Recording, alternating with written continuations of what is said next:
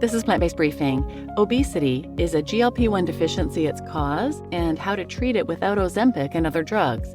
Part 1 by Michael Greger, MD, at nutritionfacts.org. And I'm Marian Erickson, host of this curated content plant-based podcast, where I narrate a variety of articles on plant-based and vegan living with permission in about 10 minutes or less every weekday. And this one's longer than that, so it's a two-parter. I'll read the first half today and then tune in tomorrow for the second half.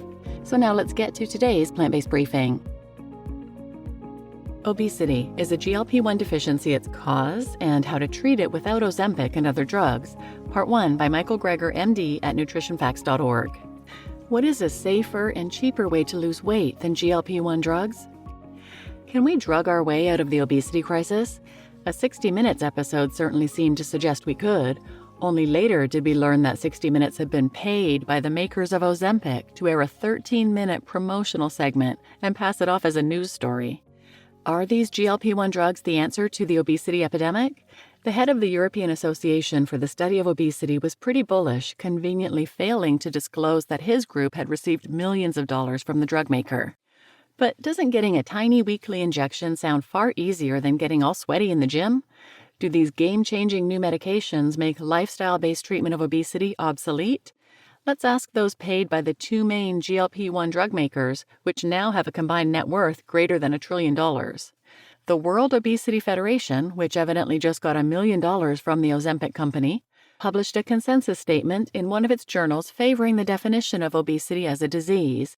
This designation may not benefit patients, but it will benefit doctors and drug companies when health insurance and clinical guidelines promote treatment with drugs and surgery. A concern is that labeling obesity as a disease risks reducing our autonomy, disempowering and robbing us of the intrinsic motivation that's such an important enabler of change. It encourages fatalism, promoting the fallacy that genetics are destiny. But of course, it can't be our genes. The obesity epidemic only started a few decades ago. Our genes didn't somehow magically change in the late 1970s. Others blame lack of willpower, but that doesn't make any sense either. All of a sudden, all of us coincidentally lost our collective self-control? It's the food. The rise in the number of excess calories provided by the U.S. food supply is more than sufficient to explain the obesity epidemic. Obesity is not some moral failing. The battle of the bulge is a battle against biology. We're living in a toxic food environment, drowning in a sea of excess calories, being bombarded with ads for fast food and candy. Becoming overweight is a normal, natural response to the abnormal, unnatural ubiquity of sugary, fatty foods that are concentrated with calories. So the prime cause for the obesity epidemic is neither gluttony nor sloth. Being overweight may simply be a normal response by normal people to an abnormal situation. And with nearly 3/4 of Americans overweight, it's literally normal. So, if obesity is to be understood as normal physiology within a pathological environment, there is an argument that drugs like Ozempic really aren't tackling the root cause of obesity. These drugs will likely have only a modest effect on reducing the rapidly growing epidemic and may even make it worse, as Big Pharma and its lobbyists try to shift society's focus to drugs rather than broader public health strategies. The real solution would involve fixing the food system. But why would big food change its ways if obesity can be treated with drugs? So the main actors responsible for creating and perpetuating the obesity-generating world will continue undisturbed. England's health secretary was keen to use GLP-1 drugs as a way of preventing illness without resorting to nanny-state measures. But advocates are just talking about things like restricting the thousands of ads kids see every year for candy, liquid candy or soft drinks, breakfast candy, and fast food. A quarter-century ago, the term social determinants of health was coined, defined as the non-medical factors that influence health, too often ignored by the medical establishment, such as poverty. They help explain why the top 1%, for example, live about 10 to 15 years longer than the bottom 1%. More recently, based on experience with the alcohol and tobacco industries, the concept of commercial determinants of health was introduced, which can be defined as factors that influence health which stem from the profit motive, also referred to as the corporate determinants of health.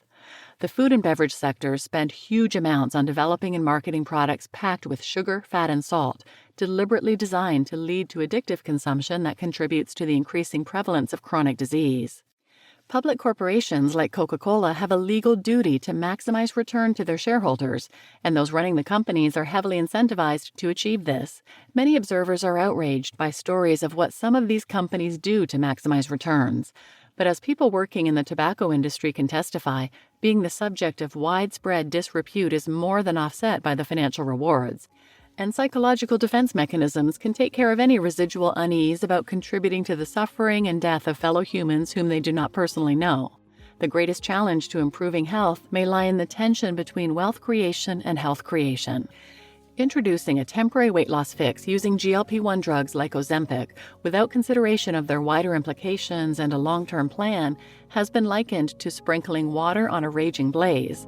The war against obesity cannot be won without measures to prevent obesity in the first place. That means tackling the food environment, which is based on high-calorie, fatty, salty, sugary junk, rather than relying on medication as a damage limitation exercise.